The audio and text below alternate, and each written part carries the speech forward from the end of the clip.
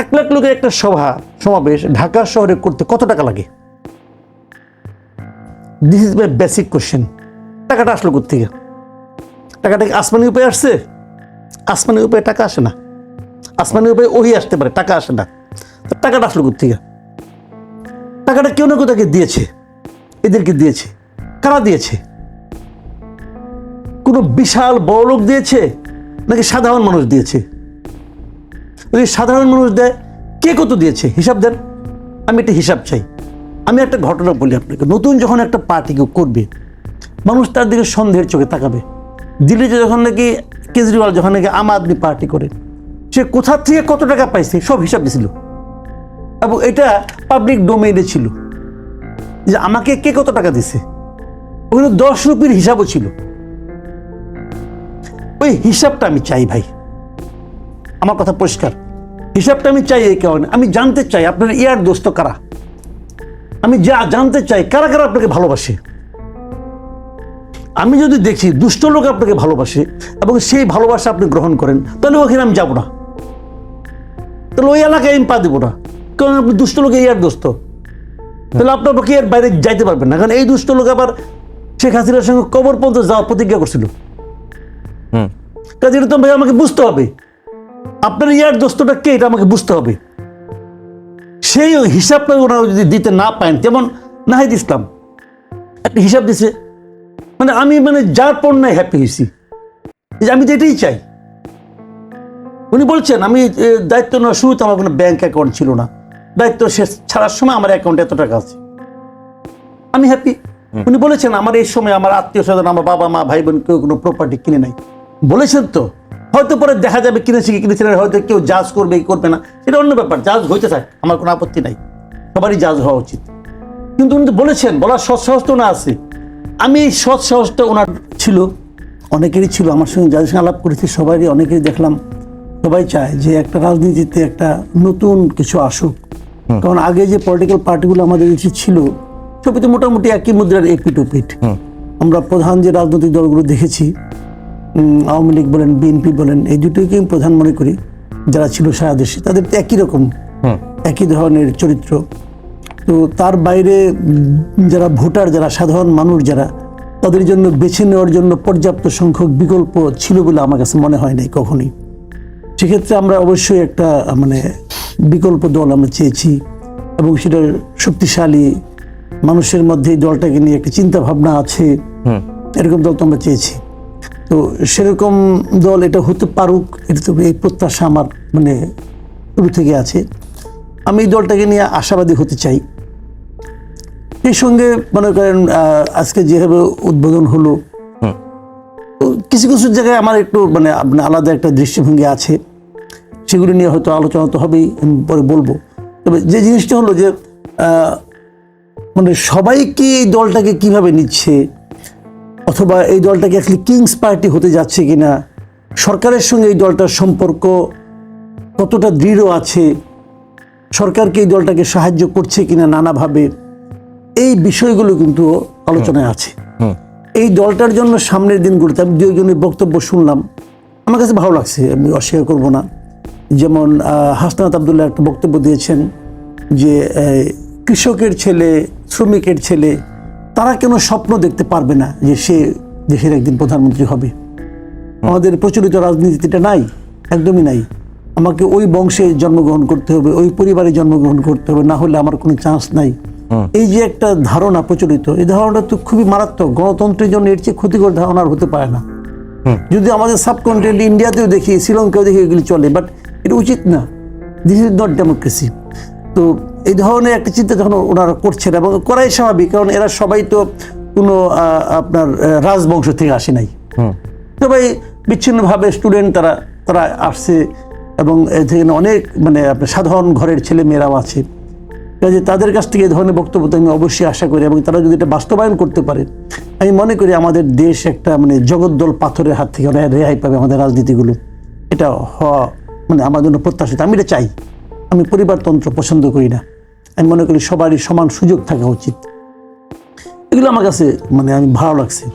আবার নাহিদ ইসলাম বলেছেন যে ভারতপন্থী পাকিস্তানপন্থী কিছু চাই না। এই দুটো যখন বলেন তখন আমার ভালো লাগে, আবার দ্বিতীয়ত ভারতপন্থী কারা, আমরা তো জানি এইগুলো। ভারতপন্থী বলে আওয়ামী লীগ, ঠিক আছে, আওয়ামী লীগ চায় না। পাকিস্তানপন্থী কারা, এটা কিন্তু ক্লিয়ার না, এটা কিন্তু ক্লিয়ার না আসলে পাকিস্তানপন্থী কারা। জামাত হতে পারে, যদি জামাত ছাড়া তার কাউকে পাকিস্তান, বিএনপি পাকিস্তানপন্থী দল, এটা আমার কাছে মনে হয় না। তাহলে পাকিস্তানপন্থী কারা? আচ্ছা, পাকিস্তানপন্থী ভারতপন্থী নাই, তাহলে চীনপন্থীর ব্যাপারে কি হবে, বা আমেরিকা অথবা আমেরিকাপন্থী ব্যাপারে কি হবে? এগুলো কি থাকবে নাকি থাকবে না? এটা কি হওয়া যাবে কি যাবে না? যে এটা আমার কাছে খুব একটা খণ্ডিত স্টেটমেন্ট মনে হয়েছে, যে আরো ডিটেলে আরো, অথবা সংক্ষেপে একটা বলে দিলে হয়তো, আমরা কোনো বিদেশি প্রভুর অথবা বিদেশি কোনো শক্তির পন্থী হতে চাই না। কিন্তু তারা তো টোটাল ভাবেই বলেছে তারা বাংলাদেশ পন্থী রাজনীতি। তাহলে ওইটুকু উচ্চারণের দরকারটা কি? ভারত পাকিস্তানের নাম উচ্চারণের দরকারটা কি? ওটা তো একটা কথা বললেই তো হয়ে যায়, তাই না? এটা এটা এটা ভালো। তারপরে আমি বলবো এগুলি মানে হয়তো মানে ধীরে ধীরে আরো পরিশীলিত হবে, এগুলো হবে। কিন্তু সব মিলিয়ে এই মানে আজকের প্রোগ্রামটার ব্যাপারে আমার একটা বড় প্রশ্ন আছে, এটা আমি শেষ দিকে করি। যে প্রসঙ্গটি মাসুদ কামাল ভাই বললেন, তারা আশাবাদী হতে চান, কিন্তু কিংস পার্টি হতে যাচ্ছে কিনা, সরকারের সহযোগিতা পাচ্ছে কিনা, এটি নিয়ে মানুষের মধ্যে যথেষ্ট সন্দেহ সংশয় রয়েছে। আপনার একটা লেখা পড়ছিলাম প্রথম আলোতে, আপনি লিখেছেন যে কিংস পার্টি গঠনের বাস্তবতা দেশে নেই, এটি একটু বলবেন। আর ভারত পাকিস্তানপন্থী রাজনীতির ঠাঁই বাংলাদেশে হবে না। ভারতপন্থী তিনি ক্লিয়ারই করেছেন যে আওয়ামী লীগকে বোঝানো হয়েছে, পাকিস্তানপন্থী বলতে কাদেরকে বোঝানো হয়েছে, বা আমেরিকাপন্থী বা চীনপন্থী যারা রাজনীতি করে তাদের ঠাঁইটি কি বাংলাদেশে হবে কিনা? আপনাকে ধন্যবাদ এবং মাসুদ ভাইকে আমার পক্ষ থেকে শুভেচ্ছা। যেটা বললেন যে আমি একটা লিখেছি প্রথম আলোতে, সেটা হচ্ছে যে কিংস পার্টি গঠনের বাস্তবতা এই মুহূর্তে নাই। তার কারণ হচ্ছে যে এটা আমরা অনেক শুনতেছি, আমরা যখন থেকে রাজনৈতিক দল নিয়ে কাজ করছি তখন থেকেই এই কলের গান বেজে চলছে যে কিংস পার্টি হবে কিনা, কিংস পার্টি হবে কিনা, সরকারের সাথে সম্পর্ক কি। সরকারের সাথে নাহিদ ইসলাম পদত্যাগ করার পরে সরকারের সাথে আমাদের সম্পর্ক আরো একটু আলগা হয়েছে। এই সরকারকে আমরা এখনো ওন করি, কারণ এটা তো সবার সরকার, ইত্যাদি ইত্যাদি যেগুলো আমরা এতদিন বলে এসেছি, সেখান থেকে আমরা খুব বেশি সরে আসছি না। কিন্তু সরকারি কোনো আনুকূল্য আমরা মানে যতটা কিনা এটাকে অ্যাজাম্পশন আকারে বা হাইপোথিসিস আকারে বলা হচ্ছে, কোথায় আমরা কতটুকু সরকারের সাহায্য নিয়েছি এটার ক্ষেত্রে আমি কোনো স্পেসিফিক বলতে দেখি নাই যে এই যে ওরা এই কাজগুলো সরকারের সহযোগিতা নিয়ে করছে। বরং আমি আপনাকে বলতে পারি সারা দেশে আমরা মাঠ প্রশাসনের ক্ষেত্রে অনেক জায়গায় আগ বাড়িয়ে প্রশাসনের অসহযোগিতা পাচ্ছি। যেমন ধরুন নরসিংদীর কথা আমি বলতে পারবো, যেহেতু ওটা আমার এলাকা, আমি ওখানে কিছু কাজ করি। ওখানে একজন ওসি ছাত্রদের ব্যাপারে ছাত্রদেরকে আলাদা করে কোনো হেল্প করছেন তা না, তিনি ছাত্রদের ব্যাপারে একটু স্নেহ পরবশ ছিলেন। তাকে বদলি করা হয়েছে বিএনপি নেতার পরামর্শে বা বিএনপি নেতার চাপে, ওখানকার বিএনপি নেতার চাপে। এরকম শ্রীমঙ্গলে ওখানকার যিনি ওসি তিনি আসলে বিএনপি নেতার সাথে আতাত করে আমাদের লোকজনকে মামলা দিয়ে শ্রীমঙ্গল ছাড়া করে রেখেছেন। সারা দেশের পিকচার মোটামুটি একই। এগুলো আমি খুব বেশি পুনরুক্তি করতে চাই না, কারণ এগুলো আপনারা জানেন না, আমি এটা বিশ্বাস করতে চাই না। ডিসি, এসপি, ইউএনওরা কি ধরনের এটা আপনারা জানেন, অবশ্যই নিশ্চয়ই জানেন। ফলে আমাদেরকে যেটা হচ্ছে কি, সব জায়গায় টলারেট করা হচ্ছে সর্বোচ্চ, খুব ওয়েলকামিং, কিংবা আমাদেরকে আগ বাড়িয়ে কোনো হেল্প করছে। আপনি বিএনপির একটা মাঝারি পর্যায়ের নেতা কল করলে ওসি যেভাবে চেয়ার ছেড়ে উঠে দাঁড়ায়, আর আমাদের একজন সমন্বয়ক কল করলে অনেক সময় চিনতে পারে না, বা হয়তো অনেক সময় ভুয়া মামলা দিচ্ছে, সেটার ব্যাপারে গেলেও কোনো ধরনের হেল্প পায় না।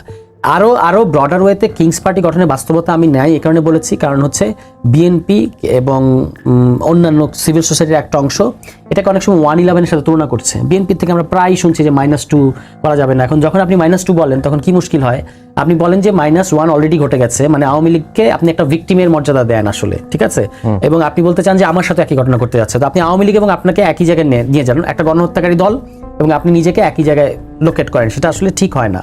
এবং আরও ধরা যাক যে এই ছাত্র নেতাদের বা এই তরুণ নেতাদের, সবাই তো ছাত্র নেতার মধ্যে, তাদের এখনো যে পরিমাণ গ্রহণযোগ্যতা এবং যে পরিমাণ জনভিত্তি আছে, এবং যেভাবে তারা গত 4 মাস আপনাদের চোখের সামনে দল গঠনের প্রক্রিয়াটা আপনারা দেখেছেন, তারা কি প্রত্যেকটা ক্যাম্পেইন কিভাবে করেছে, জুলাই প্রক্লেমেশন নিয়ে, তারপরে যে আপনার চোখে নতুন বাংলাদেশ মানুষের কাছে গেছে, মানুষের ফিডব্যাক, এই গত 4-5 দিন ধরেও আপনারা প্রচার করলেন টেলিভিশনে এই দলের ব্যাপারে মানুষের প্রতিক্রিয়া কি, সেখানে আমরা মানুষকে দেখলাম যে মানুষ কিন্তু বলছে যে আসুক, তারা কি করবে আমরা দেখবো, আমরা দেখতে চাই তারা জনগণের পক্ষে থাকবে, এই হচ্ছে মানুষের আশা প্রত্যাশা।